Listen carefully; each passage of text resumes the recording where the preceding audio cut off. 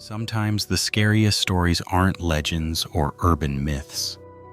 They start in quiet neighborhoods, in normal lives, with people who never expected anything unusual. 3 different voices, 3 ordinary situations, and 3 encounters that should have never happened. A man who crossed a fence that wasn't supposed to be crossed. A girl who vanished from her own life but was still being watched by strangers wearing familiar expressions.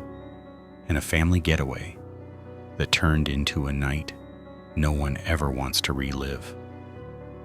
These are the kinds of stories that remind you one thing. You don't always need the supernatural to feel hunted. Sometimes, you just need the wrong person to notice you. Story 1. The Man Across the Fence. When my girlfriend and I moved into our new house, everything felt perfect. It was the kind of place you don't think twice about. Quiet, bright, safe. The kind of place you imagine building a life in. The walls still smelled of fresh paint. The floors creaked like they were introducing themselves. And in those first few nights, I remember thinking, we'd finally found peace. But peace doesn't last long when something's already watching you. Next to our house was another property. Old, half-renovated, forgotten. The owner had torn down the fence and never replaced it, leaving a wide, open gap between our garden and his. Behind that house, another property stood, occupied. This time, young men lived there. We saw them sometimes, cutting through the abandoned yard, crossing from one garden to another like it was their own. We told ourselves it didn't matter. We were new here. Maybe that was normal. On our first night, we sat in the backyard under a pale sky. The air smelled like wet soil and dust, and the silence felt heavier than usual, like the neighborhood itself was holding its breath. That's when I looked up. At first, I didn't understand what I was seeing. In the window of the house behind us, a man stood perfectly still, his face pale in the dark room behind him. He wasn't hiding. He wanted to be seen. He didn't blink. He didn't move. He just watched us. His expression was blank, so blank it didn't even look human anymore. We went inside when it became too much. But that image stuck with me. The way he looked at us like he was memorizing something. The next few days were quiet. Then one night we sat outside again. No music, no laughter this time. The boards that separated our yard from the abandoned one shifted slightly, a low scraping sound. Then 3 men stepped through. They didn't speak.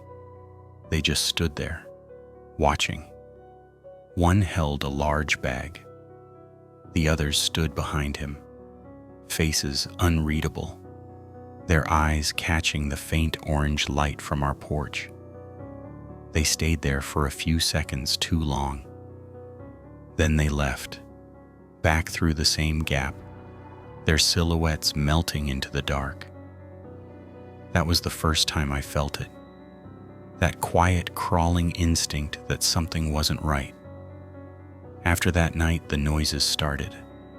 Footsteps in the gravel, a board shifting in the dark, soft laughter somewhere near the fence. At first, I'd convinced myself it was animals, until I started hearing the same sounds at the same hours, always between 2 and 3 in the morning. One afternoon, 2 police officers entered the abandoned yard. They lifted the fence, looked around, then left, without a word. Something about how routine it felt, how unbothered they looked, made me realize this wasn't new. Maybe everyone around here already knew. A few days later, the police came again. This time to our door, they said the men behind us had been evicted for antisocial behavior. Apparently, we weren't the only ones they'd harassed. We felt relieved. Finally, some peace. But that night, while I was in the bath, I heard a sound outside, a heavy thud, then another.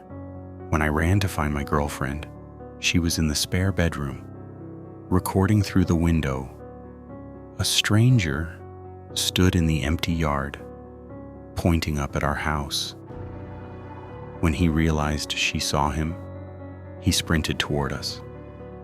He grabbed our door handle, rattled it once, then ran back and began slamming his fists on the windows of the abandoned house next door. The sound echoed through the garden, a hollow, violent rhythm that made the night feel unreal. We called the police. They came. They watched the video. They left. After that, the house changed. The air inside it changed. We started hearing whistling outside our window, the kind of slow, mocking whistle that makes your skin tighten. Then came the tapping. Always faint, always deliberate. We checked the cameras. Nothing. It was like they knew exactly where the blind spots were. The next morning, our doorbell camera was gone. It wasn't broken. It had been carefully removed, set neatly on the ground, its SD card missing. The police told us to stay inside to keep everything locked. But the way the woman on the phone said it, like she knew something worse was coming, made me realize we were already too late. For weeks it didn't stop. Whistling, footsteps circling the house. Sometimes just silence. Long stretches of silence that made us afraid to breathe. Then, one night around 11 p.m., we checked the camera feed from inside the window. And there he was. A man standing in our front yard wearing a black mask and a hood. He didn't move. He didn't speak. He just spread his arms wide, like a crucifix, and stared at our window. He stayed like that for nearly half an hour. Then he turned, walked across the street, and stood there, watching our house. The police said staring wasn't a crime. That was the night I stopped sleeping. A few weeks later at 2:52 a.m., our phone buzzed again. Movement detected. 2 masked men this time.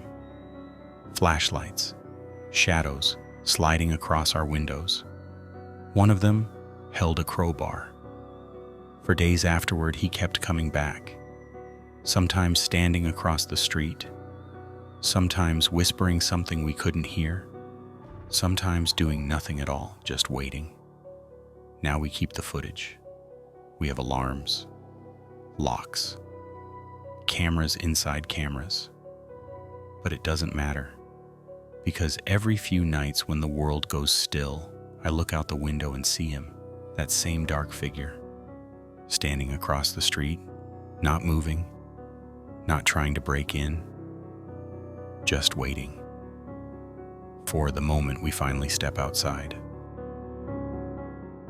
Story 2, Sunshine. I keep telling myself I'm not crazy, that what's happening has an explanation, that it's not paranoia, not obsession. But deep down, I know something's wrong. Because no matter how far I run, it keeps finding me. It started 3 months ago, not long after I ended things with Caleb. We'd been together almost 2 years. He wasn't violent. He wasn't cruel in any obvious way. But he was the kind of person who liked to know where I was at all times, who I talked to, what I did, what time I came home. He had this quiet way of watching that made you feel like you were being studied, not loved. When I left him, I thought I'd escaped. I changed my number, deleted my social media, even moved to a different part of the city. I told no one where I was going except my family. For a while, it worked. My new apartment was small, quiet, and for the first time in years, I could breathe. Then it began. The first time, it was something small, barely worth remembering. A barista at the coffee shop near my new place greeted me in a way that made me freeze. The tone, the words, even the slight tilt in her voice. It was something Caleb used to say to me. I told myself it was a coincidence. People repeat things all the time, but it kept happening. A rideshare driver made a comment that Caleb had said to me once, word for word. A stranger in a store brushed past and whispered something he used to say during arguments. Each time it felt like being pulled backward into a life I was trying to forget. They didn't know me. They couldn't. Yet they looked at me like they did. Like they remembered me from somewhere I'd never been. I started to think I was losing my mind. But it wasn't just what they said. It was how they said it. Calm, deliberate, like they were reciting a script only I could recognize. I tried to ignore it. But the more I pretended it wasn't happening, the worse it got. People started repeating things no one else could possibly know, private things. Things Caleb had said in moments no one else was there to hear. Once, someone hummed a song he used to play when we fought. The exact tune, the same rhythm. They walked by me on the street, never stopping, never turning, just humming until they disappeared into the crowd. I thought maybe Caleb had hired someone to follow me, a private investigator. Or worse, maybe he had friends doing this for him. He always wanted control even after I left. Maybe this was how he got it. Through strangers. Through borrowed faces. Then I found out Caleb was in rehab. He'd been there for weeks without a phone, without internet.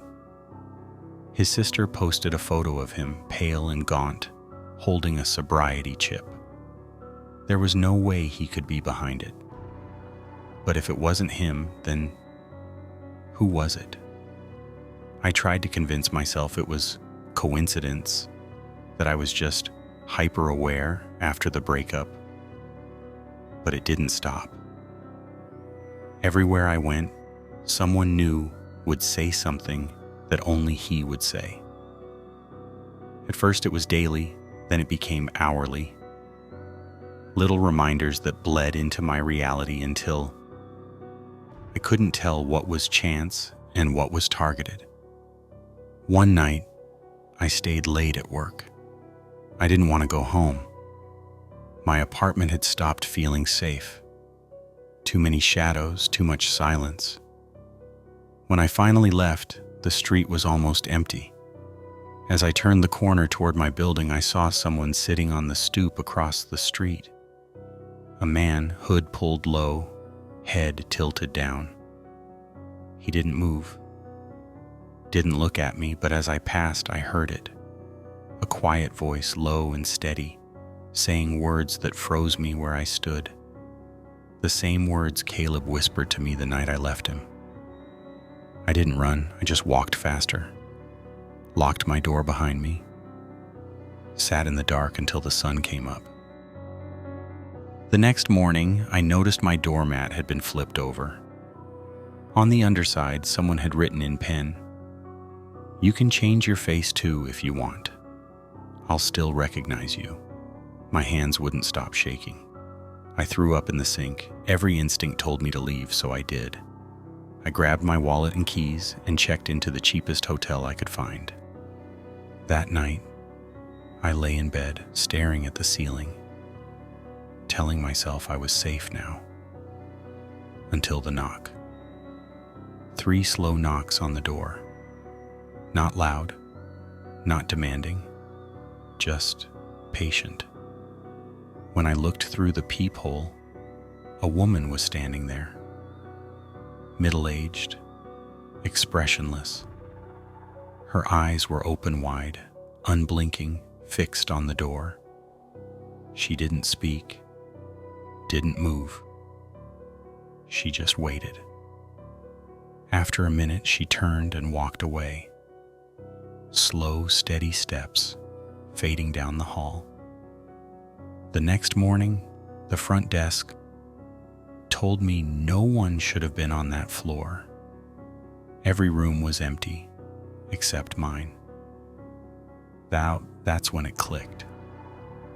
This wasn't random. Someone was feeding people my life, giving them my details, my history, my words. Maybe it was online. Maybe it was something Caleb started before rehab, a thread, a group, an experiment.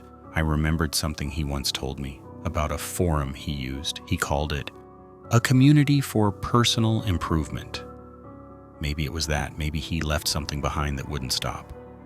I moved again. New city, new job, new name on the lease. I dyed my hair, changed my number again, deleted everything. For a few weeks it was quiet. Then one evening, walking home from the bookstore, a woman passed by me. She didn't stop, didn't look back.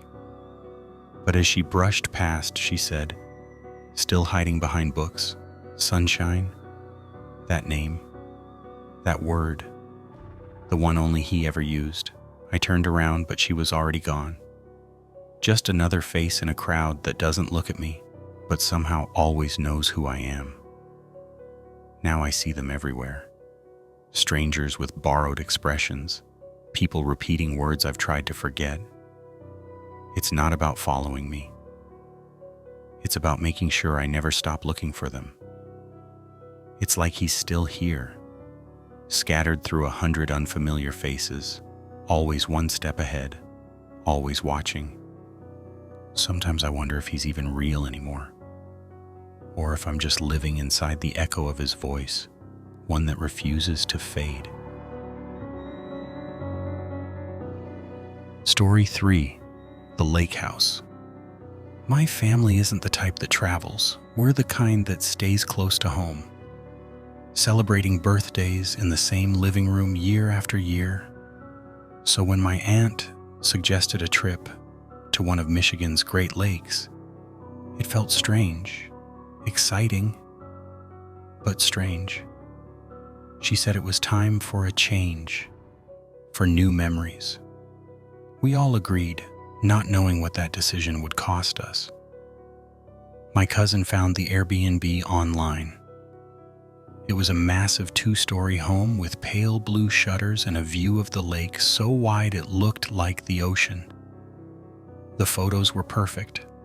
Sunset reflections over calm water, a deck facing the shore, a smaller building behind the main house. It seemed almost too good for the price. But we didn't question it. We just packed. When we arrived, everything looked just like the pictures, at least at first. The air smelled clean and sharp, the sound of waves carrying across the sand. 18 of us crammed into that house. Aunts, uncles, cousins, all laughing, all talking over each other. There was no room left inside, so 4 of us, my cousins and I, were assigned to the smaller building behind the main house, a converted garage. From the outside, it didn't look bad. 2 floors, a single door, a narrow staircase that led up to what used to be the attic, but inside it felt wrong. The air was heavier there. The carpet smelled faintly of mildew. There were stains on the ceiling that no one wanted to look at too long. The beds were made, but the sheets looked untouched for years. Someone had cleaned just enough to make it seem fine, but not enough to hide what it really was. We laughed it off, said it added to the adventure, but none of us liked being in there alone. That first night, I stayed downstairs to do laundry. The washing machine was ancient, one of those metal ones that rattled when it spun. While I waited for the load to finish, I stared through the small window above the sink. Beyond the glass, the lake shimmered in the dark, and I thought I saw something move along the tree line, a shape, slow and human. I told myself it was nothing. By the time I blinked, it was gone. We stayed up late folding sheets and joking about ghosts. By the time we finished making the beds, it was almost 3 a.m. Everyone was exhausted. The others fell asleep immediately, but I couldn't. I've always been a light sleeper. It's a habit I picked up years ago, after our house in Detroit was broken into. I learned to stay half awake, listening to the world even when my eyes were closed. That's why I heard it first. A single heavy thud against the garage door. Not wind, not an animal. Something solid. Something deliberate. I waited, holding my breath. Then it came again. Louder. Closer. The floor trembled beneath my feet. My cousins didn't wake. I sat there in the dim yellow light of the bedside lamp, staring at the door, counting the seconds.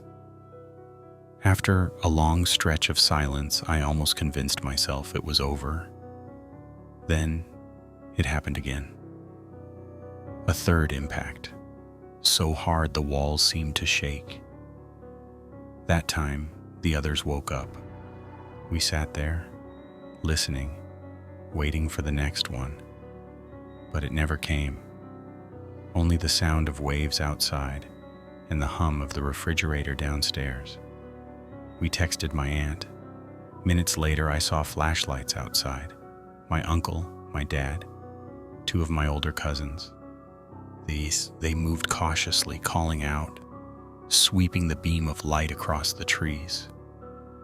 When they reached the back of the garage, they stopped. I watched from the window. My uncle just stood there, staring into the dark. Then he shouted something, and I saw him take a step forward. The light from his flashlight caught on something.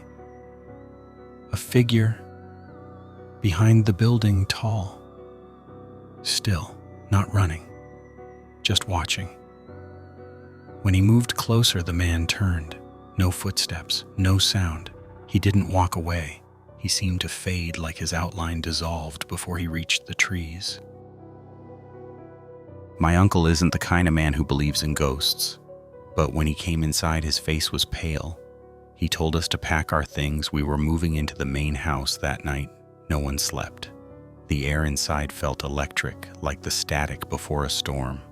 We talked about what happened, trying to make sense of it, but every version sounded wrong. My aunt said that when she followed my uncle outside, the main house door slammed shut behind her. There was no wind. No reason for it to close. When she ran back, she thought she heard footsteps upstairs. But when they searched, no one was there.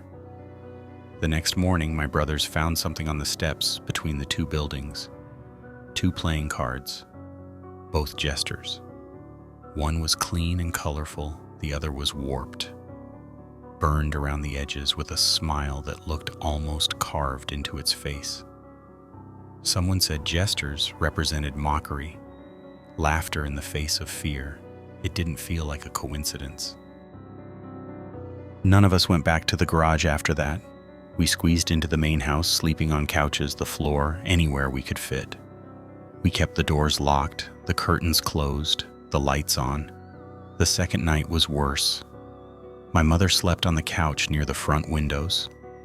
Around 4 a.m, she woke to the sound of footsteps on the porch. Slow, deliberate steps, stopping right outside the glass. She didn't move, didn't breathe.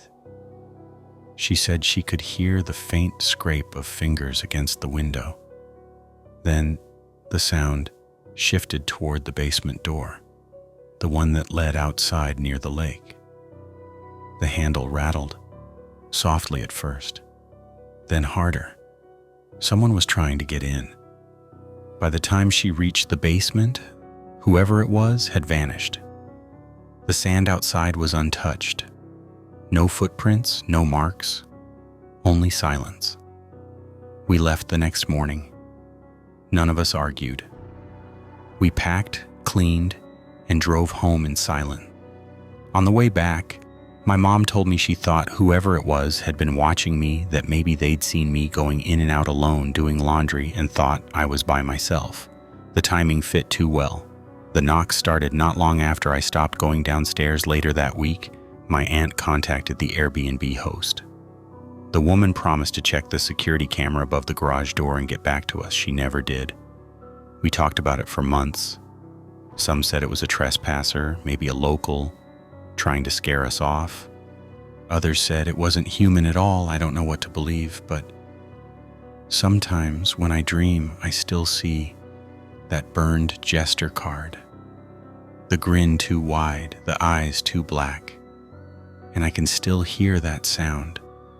The heavy, deliberate thud, again and again, as if something wants to remind me it's not finished yet.